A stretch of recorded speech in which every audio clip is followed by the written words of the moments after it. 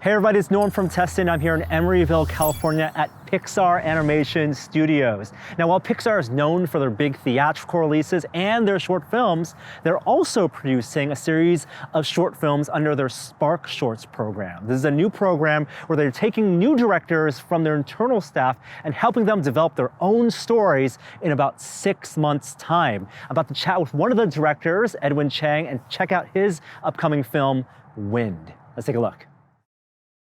So I'm really excited to be joined here by Edwin Chang. Edwin, thank you so much for inviting us here. You're welcome. We're so happy to have you here. Yeah, the short was lovely. You got a chance to watch it, and congratulations on its impending release. But I wanted to kind of pick your brain a little bit about this process. Your short Wind is a part of this Pixar SparkShorts program. Tell me about the program and how you got involved. Sure. So the Pixar SparkShorts program kind of comes from a long legacy of us doing short films. Traditionally, we did theatrical short films that would go in front of our feature films. But as time has gone on, we've realized that we really want to expand the opportunities we had at Pixar for people to try telling new stories, trying new technologies, and just giving people new roles that they hadn't had before. And so we started the SparkShorts program a couple years ago, which was based on the idea of doing short films, but at a smaller scale, a smaller budget, and a shorter timeline, but increasing the amount of shorts we did at Pixar. That's just opening up and widening the field in terms of opportunities we had. Originally, we weren't even sure if these shorts were going to be shared outside of Pixar, but people were pleasantly surprised on how well they turned out. And once Disney Plus rolled around, it turned out to be the perfect platform to show these with the world, share these with the world. So you and 5 other directors, first-time directors, come from all different parts of Pixar. You come from a technical background, not necessarily an art or storytelling background, and got an opportunity to spend. So what's the scope of this? How much time did it take to make these, and what is that compared to a short that people may have seen traditionally from Pixar? Yeah, so our theatrical shorts usually take between a year and a half to 2, maybe even 3 years. But the SparkShorts are given a tight deadline of 6 months. Sometimes that will expand depending on the resources of the studio, but that's the overall goal, 6 months per short film. So that allows us to do 2 or 3 per year, whereas before we were much more limited than that. It sounds really like a directorial boot camp.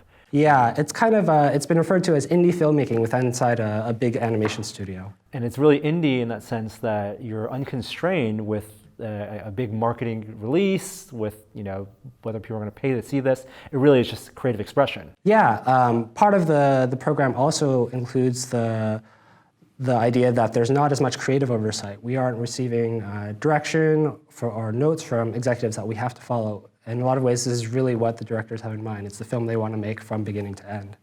So tell me about your short specifically, Wind, the origins of this short, how you came up with this story, and how you pitched this to be part of this program. Yeah.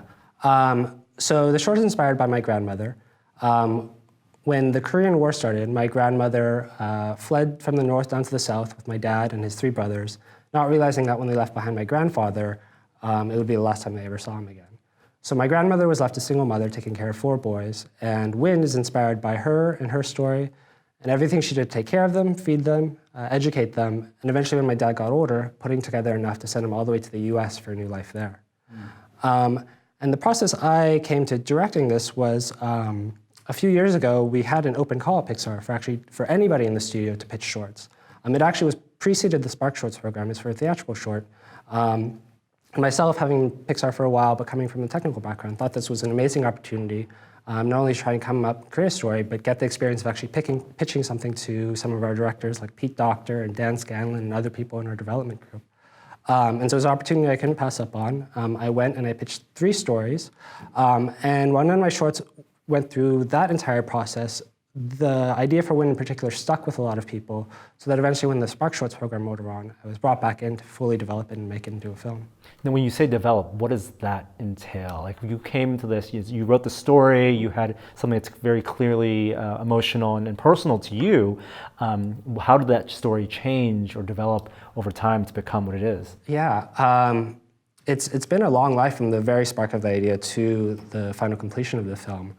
When I started, I had lots of different ideas that I wanted to do, but it's when you finally get the opportunity, but also the sort of deadline of making it, a lot of that has to just be refined and simplified and clarified. And so while I entered the SparkShorts process with a story from beginning to end in mind, as we start putting together the reels and sharing it with people, things like clarity, for example, our film doesn't have any dialogue, so making sure that the complexity and magic of the world was clear was actually a big challenge, and so had to modify some of the elements of the story to make sure that all came across well. And also, even just in the process of telling a story, you realize that lots of different people relate to it in different ways and will have different interpretations and different emotions and reactions to it.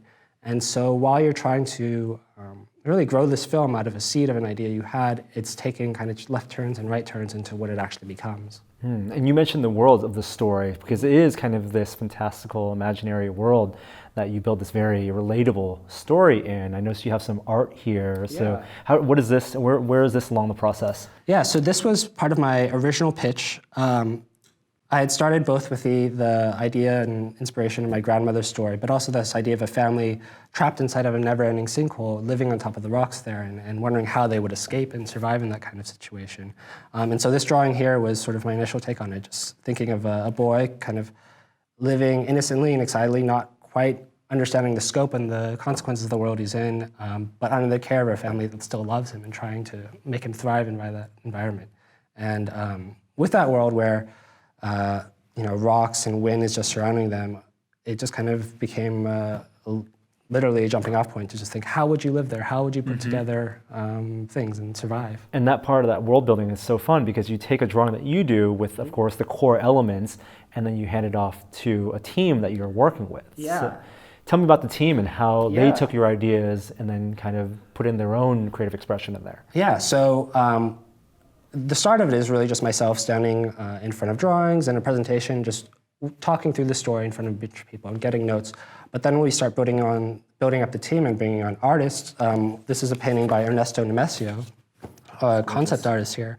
And he really just took the idea and fleshed it out and added so much more detail and complexity to the world than I had even originally thought of. And it really was inspiration to me and the rest of the crew, and just thinking like, wow, how big and amazing is this world going to be? Mm-hmm. And then tell me about your feelings going to this, because you're kind of, as you're doing these presentations, it's a very personal thing. You're kind of putting yourself out there, your ideas for a team, and obviously they're very supportive and collaborative, but it's not something you've had experience. Yeah, I've made short films with friends on the side, but certainly the experience of creating a film at Pixar is both the biggest opportunity I could ever have, but also one of the most nerve-wracking too, right? You're at Pixar and you want to make a great film just in the legacy of all the Pixar films that have been created as well.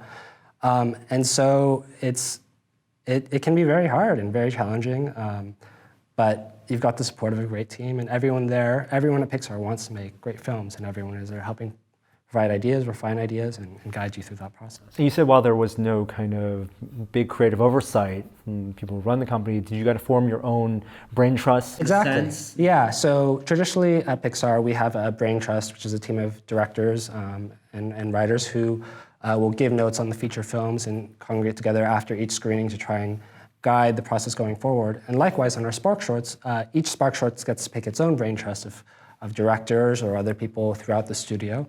And with each screening, you meet up with them right afterwards and get notes from there and try and figure out how to refine the story and make it even better. Wow, how does that feel? Is it daunting to go through those screenings? Yeah, it's absolutely. Process? I think it's one of the hardest things I've ever done to really put together something, especially something personal, and then share it with people, and then just kind of sit back and take in their feedback and figure out what to do with it next. How do you decide to when to put on the director hat and when to put on what you're comfortable with and you're the technical acumen with the simulation work that you do, and kind of switch between all those roles and juggle all those things? Yeah. Well, with SparkShorts in particular, it's indie filmmaking. It's also guerrilla filmmaking, where directors are not only directing their team and giving notes on the vision and look that they want, but also diving in and trying to help out wherever they can. And my background is, like you said, sort of a simulation, clothing and hair simulation background. So I was diving in and doing shot work as well. But really, it's a collaborative effort. I think animation is one of the most collaborative mediums out there. There's so many people involved, all with their different ideas that just combine together to create something better than an individual could have done. But yeah, there's no magic process either. I think every film we create here, it's a struggle. There's ups and downs, and while we've had a long string of great and amazing films. None of them have been easy to do, and I can't say we've quite figured out how we do it every time either. It's always a little bit surprising and amazing when we do. I think people always ask, what is that secret sauce that Pixar has? And from everyone I've talked to, it's like there is no one thing. It's just every time is just as hard as the last time, whether it is a massive, big budget feature theatrical release or something that's a more experimental. Yeah, I mean, I think there's a commitment here to make sure that we make our films good, and that whatever that'll take in terms of time and iteration and process, we'll go for it. But that doesn't mean that we know how it's done all the time either. And with the SparkShorts in particular, we have a very limited timeline and budget. So we don't have necessarily a flexibility that some of our other projects had to really dive in and experiment. We really are, from day one, just thinking, okay, how are we going to get this done? And we're in the room right now. This is where you and the other directors kind of congregate. I see, these are boards with all the artwork from other films, other shorts, SparkShorts. Do you and the other directors, that's different because it's not just 2 or 3 projects happening at once. It's 6 projects potentially happening. What is the relationship between you and the other new directors? Yeah. So usually it's about 2 to 3 projects a year, and with the Disney Plus release, we're releasing the 6 that have built up over time. And at first, when you're starting, all the directors, some of them know each other, some of them don't. But pretty quickly, just by going through the same process, we get very close to each other, and we're helping each other out whatever we can, just emotionally. Also, even just with the filmmaking process, I jumped in on some of the other films to try and get some shot work done. It's a very collaborative process of just when people end up struggling together, they somehow just end up getting a lot closer together as a result, too. And it's developing you and the other people here as storytellers, better storytellers, regardless of whether you continue on directing or go back to doing your day job. Yeah, I mean, it's the biggest learning experience you can have here, to really just understand the process, both from beginning of story all the way to the end, to the final images on the screen. And really, whether you continue making films of your own or go back to doing work on the features, it really just makes everyone better at their job. That's so awesome. Well, Edwin, thanks again, and congratulations again on the release of this. It's a lovely, lovely short. Thanks.